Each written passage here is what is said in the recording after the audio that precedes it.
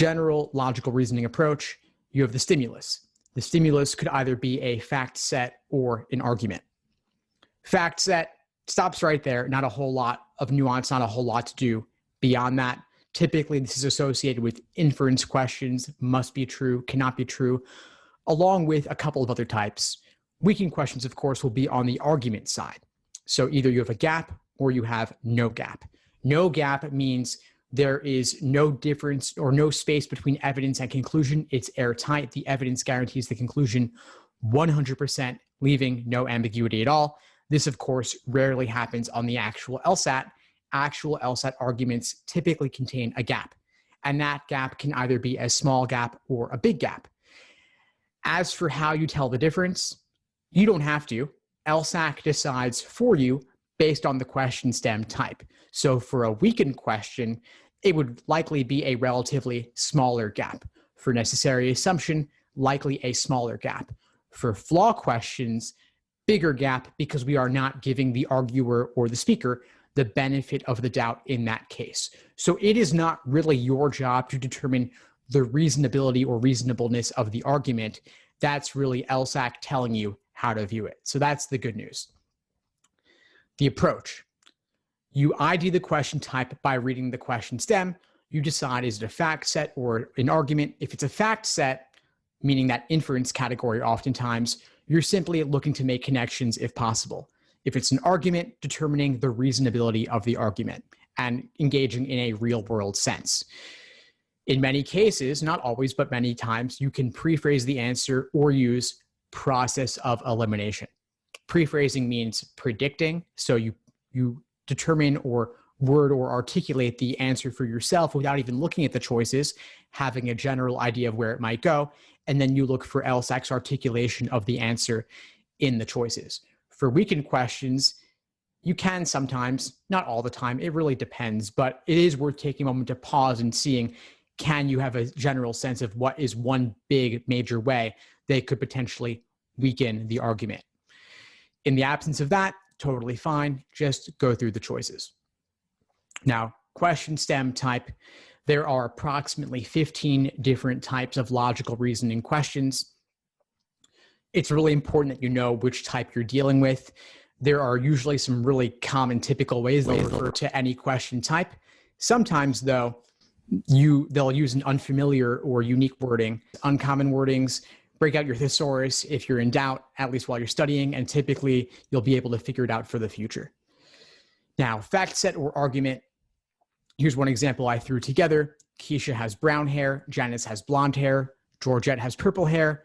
Hair is a filamentous, not sure how to say that, actually, biomaterial that grows from follicles found in the dermis. So is this a fact set or an argument? All right, we got a couple folks, Alyssa, Gabby, Amarachi, all saying fact set, excellent. This is a fact set. There is no argument here. There's no main conclusion, no point they're driving towards, just a bunch of information. Is there any way to even connect things together here? Amarachi saying no. Yeah, I'd say there's nothing immediately that comes to mind. If you really wanted to stretch it, you could say, well, Keisha, Janice, and Georgette all have hair. Therefore, as Alyssa's saying, they all have the filamentous. I'm not going to try and finish that out either. They all possess that biomaterial that grows from follicles, blah, blah, blah. Not the most exciting inference, but technically it is one. Typically, it could just be this alone in an argument, really. And then in that case, they would be paraphrasing things or rewording things in some way. Maybe it would be that really useless connection there, but it could be, okay, well, Janice has blonde hair. What's another way to say that? Janice's hair is relatively lighter than Keisha's hair. That would be one way they could draw out an inference from that. Again, not the most exciting, but technically possible. So we talked about some connections already.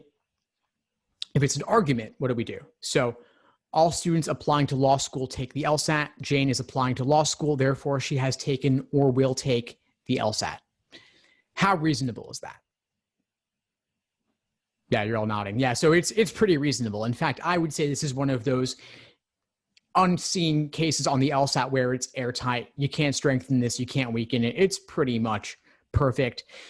Someone might challenge this and say, well, is it really true that all students applying to law school take the LSAT? Technically, That's not really true. Fewer than 5% of applicants are taking the GRE or going in with one of those really unique rare programs directly from undergrad in rare cases, but the vast majority are taking the LSAT. Now, this stimulus says all. I just pointed out that technically that's not really true. Now, that's evidence, though. That first sentence here in the argument is evidence. So it's not open to question. The fact that our outside knowledge may tell us, well, really, maybe 3% are taking the GRE, 1% are getting special exemptions, doesn't matter. This stimulus said all students applying take the LSAT. So that outside knowledge, throw it out the window. The conclusion is what would be open to question. She has taken or will take the LSAT. And in this argument, which you don't really see on the LSAT, it's airtight. So this is 100% reasonable. But actual LSAT arguments, like, for example, weekend questions, which we'll cover tonight, there are always gaps. There is some space in between, so it's possible to problematize the argument in the stimulus. Now, here's another argument. While at a bar, Jane asked John to watch her bag while she went to the bathroom. When she returned, both John and her bag were gone. Therefore, John stole her bag. How reasonable is this?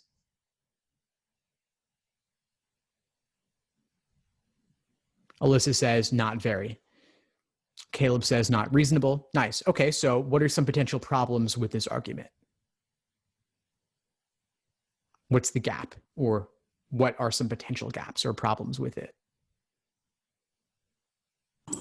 Someone else could have stolen the bag and John could be chasing them.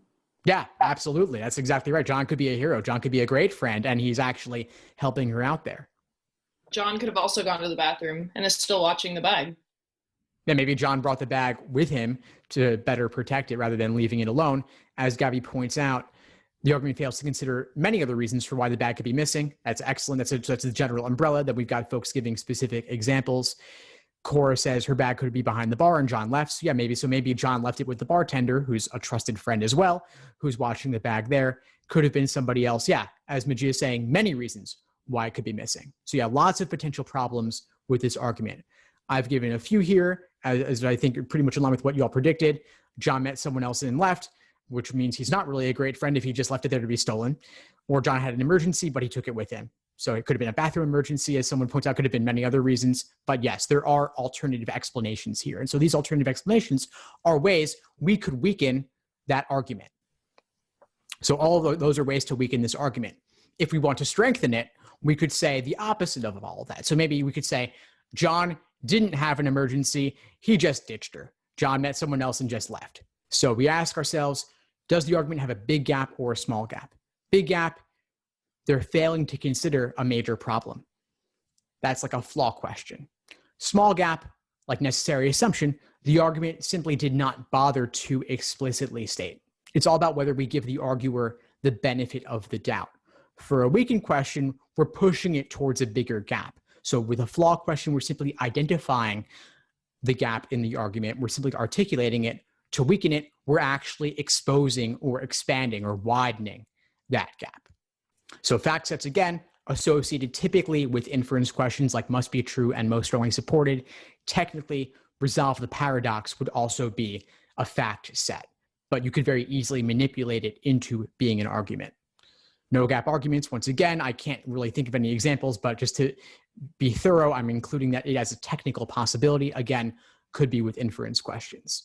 Small gap arguments, strengthen, weaken, necessary assumption, sufficient assumption, are generally where it's associated. So generally, I would think of small gap arguments as going in that direction or being associated with that particular question stem type initially, but then if you're weakening it, you could be expanding it. So that small gap, big gap, it's kind of a blurry line there. I don't want you to think of it too strictly. Again, it's all based on perspective, but the question stem is telling you how you might view it.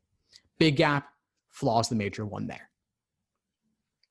Again, pre-phrasing, using process of elimination, predicting, as you all did so well in the chat and over voice as well, some potential ways you could weaken the argument in the stimulus. Thanks for tuning into the show. Please subscribe if you haven't done so already to be notified of new episodes as I release them. And feel free to reach out if you need anything at all as you move forward with your prep. I'm happy to help however I can. In the meantime, I'll wish you all the best and take care.